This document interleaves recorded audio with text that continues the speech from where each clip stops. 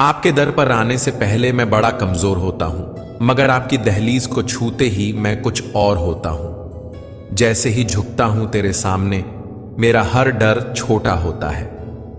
कृष्णा, तेरी रहमत की एक नजर मेरी तकदीर बदल देती है। तेरे चरणों की मिट्टी भी मुझे सोना बना देती है। तू जो साथ हो तो दुनिया की हर ठोकर भी दुआ लगती है। जय श्री कृष्ण। मित्रों, एक बार फिर से आपका स्वागत करता हूं प्रेरणा पुंज चैनल पर, जहां आप सुन रहे हैं श्रीमद् भगवद गीता की एक शानदार श्रृंखला जिसका नाम है भगवद गीता की सीख।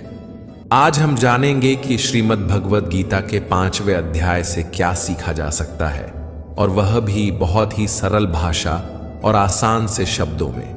मित्रों, अगर इस दुनिया में कुछ बड़ा करना है तो सोच को भी बड़ा करना होगा, और सोच को सबसे ऊंचा उठाने वाला जो ग्रंथ है वह है श्रीमद् भगवद गीता। क्योंकि जब तक हम जीवन को सही दृष्टि से नहीं देखेंगे तब तक कोई भी मंजिल साफ नहीं होगी। गीता केवल एक धार्मिक ग्रंथ नहीं, बल्कि यह हर उस व्यक्ति के लिए दिशा है जो अंधेरे में भटक रहा है। अगर आपने गीता को सच में समझ लिया तो जीवन में कोई भी कठिनाई, कोई भी भ्रम या डर आपके रास्ते की रुकावट नहीं बन सकता।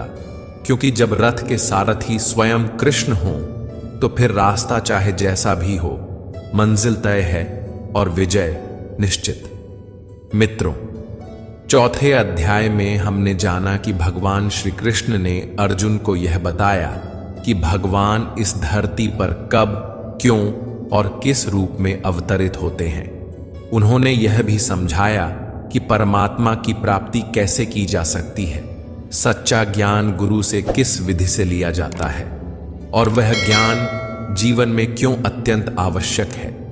श्रीमद् भगवद गीता के 5वें अध्याय में हम जानेंगे कि भगवत प्राप्ति का सर्वोत्तम मार्ग कौन सा है। साथ ही यह भी समझेंगे कि अपने लक्ष्य को कैसे प्राप्त किया जाए और किस प्रकार यह शरीर हमें आलस्य और मोह में बांधने की कोशिश करता है, तथा उससे मुक्ति का उपाय क्या है। तो आइए मैं आपको लेकर चलता हूं श्रीमद् भगवद गीता के 5वें अध्याय की इन दिव्य और गूढ़ शिक्षाओं की एक अलौकिक यात्रा पर, जो आपके जीवन को एक नई दिशा और गहराई प्रदान करेगी। श्रीमद् भगवद गीता के 5वें अध्याय कर्म संन्यास योग में भगवान श्री कृष्ण ने कर्म संन्यास और कर्म योग, इन दो मार्गों की तुलना करते हुए यह स्पष्ट किया है कि दोनों ही मार्ग एक ही लक्ष्य की ओर ले जाते हैं। मनुष्य इन दोनों में से किसी एक मार्ग का चयन कर सकता है, परंतु श्री कृष्ण यह बताते हैं कि जब तक मन पूर्णतः शुद्ध न हो जाए तब तक कर्म का पूर्ण रूप से त्याग कर पाना संभव नहीं है, और यह मन की शुद्धि केवल भक्ति भाव से युक्त कर्म करने से ही प्राप्त होती है। इसीलिए अधिकांश लोगों के लिए कर्म योग को अधिक उपयुक्त और व्यावहारिक मार्ग माना गया है। कर्म योगी अपने जीवन के सांसारिक कर्तव्यों का पालन करते हुए शुद्ध बुद्धि के साथ कर्म करता है, परंतु उसके फलों की आसक्ति नहीं रखता, बल्कि उन्हें भगवान को समर्पित कर देता है। ऐसा व्यक्ति अपने कर्मों में लिप्त होते हुए भी पाप और बंधन से मुक्त रहता है। जैसे कमल का पत्ता जल में रहते हुए भी उससे अछूता रहता है, वैसे ही कर्म योगी संसार में रहते हुए भी उससे प्रभावित नहीं होता। अगर आपने 3रे अध्याय को ध्यानपूर्वक सुना और समझा है तो आपको याद होगा कि उसमें अर्जुन ने भगवान श्री कृष्ण से एक महत्वपूर्ण प्रश्न किया था। उसने कहा था, हे कृष्ण, यदि आपको ज्ञान योग अधिक श्रेष्ठ और सरल प्रतीत होता है तो फिर आप मुझे कर्म योग में क्यों प्रवृत्त कर रहे हैं? क्यों मुझे इन भयानक कर्मों की ओर भेज रहे हैं? अर्जुन को यह लगने लगा था कि ज्ञान योग अधिक उत्तम है, क्योंकि उसमें पराजय पर स्वर्ग और विजय पर परम पद की प्राप्ति होती है। उसे लगा कि इससे बेहतर मार्ग और क्या हो सकता है। इसी दुविधा को लेकर अर्जुन 5वें अध्याय की शुरुआत में पुनः भगवान श्री कृष्ण से प्रश्न करता है। वह कहता है, संन्यासम कर्मणा कृष्ण पुनर्योगम च शंससि यत् श्रेय एतयोरेकम तन्मय ब्रूहि सुनिश्चितम। अर्थात, हे कृष्ण, एक ओर आप कर्म संन्यास की प्रशंसा करते हैं तो दूसरी ओर आप मुझे भक्ति से युक्त कर्म योग अपनाने की सलाह देते हैं। कृपया करके अब आप निश्चित रूप से मुझे बताएं कि इन दोनों में से अधिक कल्याणकारी और श्रेष्ठ मार्ग कौन सा है। यहां अर्जुन अपनी भीतर की उलझन और गहन संशय को भगवान के सामने प्रकट करता है। वह स्पष्ट रूप से जानना चाहता है कि यदि दोनों मार्गों की अलग अलग प्रशंसा की जा रही है तो वास्तव में इनमें से कौन सा मार्ग स्थायी रूप से कल्याणकारी है। वह मार्ग जो निश्चय पूर्वक भगवान के अनुसार श्रेयस्कर और मोक्षदायक है। अर्जुन चाहता है कि भगवान अब उसे किसी एक सुनिश्चित और स्पष्ट दिशा में मार्गदर्शन दे ताकि उसका भ्रम समाप्त हो सके और वह पूरी श्रद्धा और समर्पण के साथ अपने धर्म का पालन कर सके। मित्रों, जब जीवन में हमारे सामने दो रास्ते हों और हमें सच में कहीं पहुंचना हो तो स्वाभाविक रूप से हम यह जानने की कोशिश करते हैं कि कौन सा मार्ग सरल है और कौन सा मार्ग हमारे लिए अधिक उपयुक्त रहेगा। इसी प्रकार अर्जुन भी भगवान श्री कृष्ण से यह स्पष्ट रूप से जानना चाहते हैं कि उनके लिए कर्म करना बेहतर है या कर्मों का त्याग अर्थात संन्यास लेना। इस संशय को दूर करने के लिए भगवान श्री कृष्ण अर्जुन के प्रश्न का उत्तर देते हुए कहते हैं, संन्यासः कर्म योगश्च निःश्रेयस्करावुभौ तयोस्तु कर्म संन्यासात् कर्म योगो विशिष्यते। अर्थात, हे अर्जुन, कर्म संन्यास और कर्म योग दोनों ही मार्ग मोक्ष की ओर ले जाने वाले हैं, लेकिन इन दोनों में कर्म योग संन्यास से अधिक श्रेष्ठ है। भगवान श्री कृष्ण अर्जुन की उलझन को देखकर मुस्कुराते हैं और उसे प्रेम पूर्वक समझाते हैं कि यद्यपि संन्यास और कर्म दो अलग अलग मार्ग प्रतीत होते हैं, लेकिन इन दोनों का लक्ष्य एक ही है, आत्मज्ञान और परमात्मा की प्राप्ति। फिर भी श्री कृष्ण स्पष्ट रूप से कहते हैं कि निष्काम भाव से किया गया कर्म योग कर्म संन्यास की तुलना में अधिक व्यावहारिक और प्रभावी मार्ग है। अब प्रश्न उठता है, कर्म योग को श्रेष्ठ क्यों कहा गया? इसका उत्तर स्वयं भगवान श्री कृष्ण देते हैं। वे कहते हैं, हे पार्थ, जब तक कोई व्यक्ति निष्काम भाव से कर्म नहीं करता तब तक वह सच्चे अर्थों में संन्यास को प्राप्त नहीं कर सकता। संन्यास का वास्तविक अर्थ है सर्वस्व का त्याग, इच्छाओं का पूर्ण क्षय। यह अवस्था यूं ही किसी को प्राप्त नहीं हो जाती।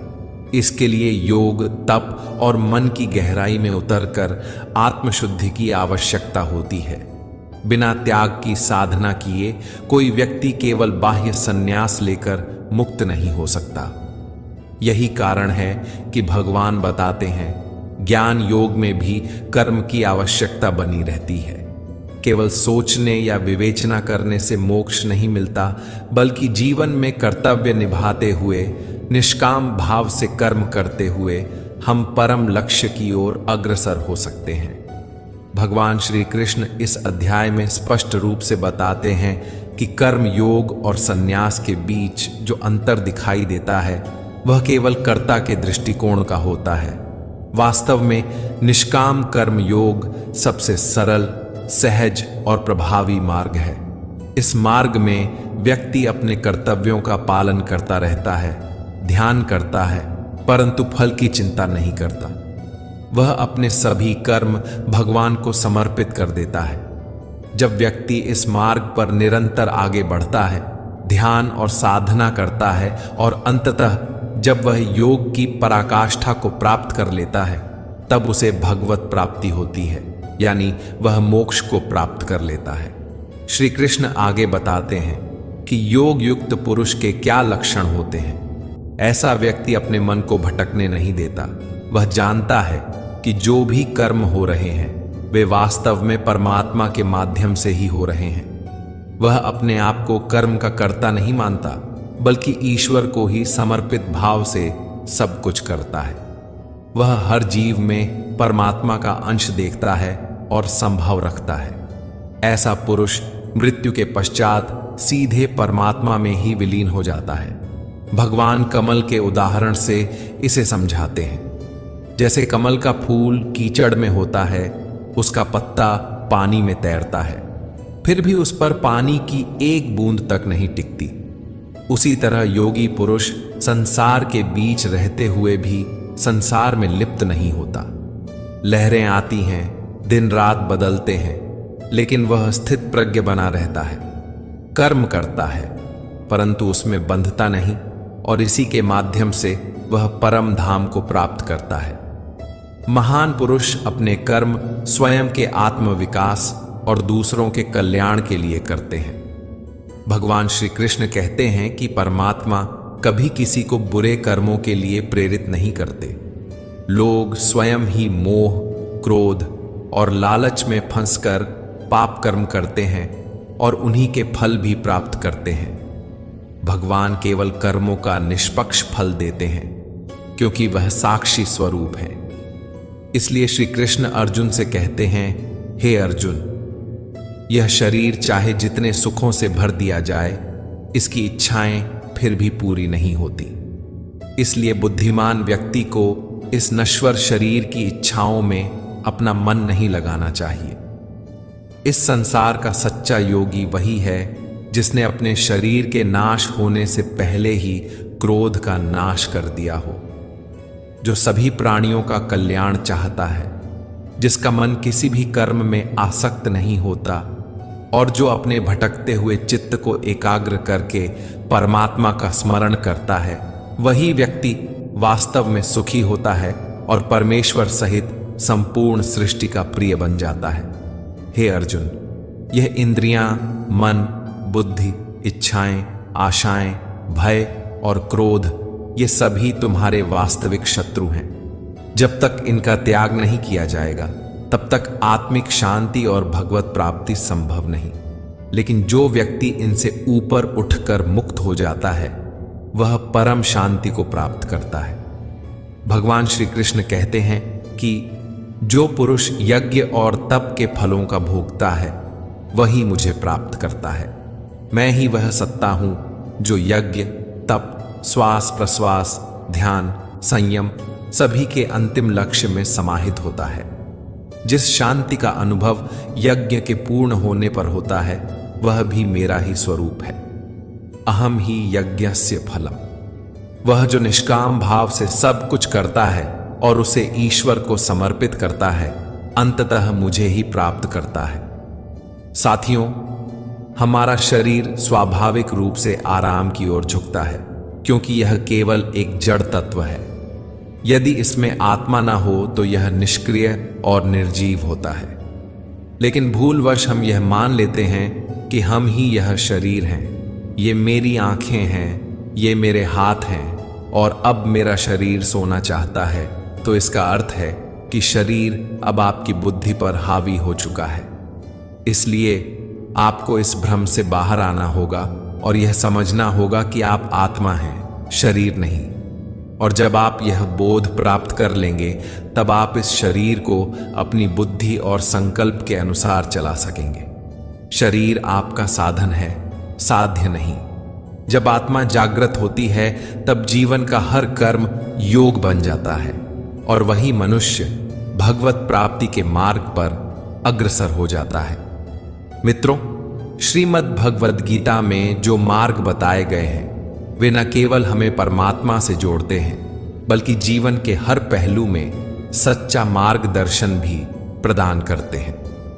यदि आप इन दिव्य शिक्षाओं को अपने जीवन में अपनाते हैं, तो न केवल आत्मिक उन्नति करेंगे, बल्कि अपने सपनों और लक्ष्यों को भी सहजता से प्राप्त कर पाएंगे। जैसा कि गीता में कहा गया है, परमात्मा की प्राप्ति के लिए मन का वश में होना आवश्यक है।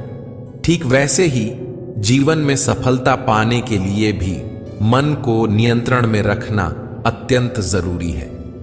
जो व्यक्ति अपने मन को साध लेता है, वही जीवन के हर क्षेत्र में विजयी होता है। मित्रों, आशा है कि श्रीमद् भगवद गीता के 5वें अध्याय की यह सरल और सारगर्भित व्याख्या आपको अवश्य पसंद आई होगी। इस अध्याय से आपने क्या सीखा, कृपया कमेंट के माध्यम से हमें जरूर बताएं। यदि इस वीडियो में मुझसे कोई त्रुटि या भूल हो गई हो तो मैं विनम्रतापूर्वक क्षमा प्रार्थी हूं। बहुत जल्द हम गीता के 6ठे अध्याय की एक और सरल और प्रेरणादायक व्याख्या लेकर फिर मिलेंगे। तब तक के लिए स्वस्थ रहें, प्रसन्न रहें और आत्मा के स्वरूप को पहचानने की दिशा में आगे बढ़ते रहें। जय श्री राधे कृष्णा। राधे राधे।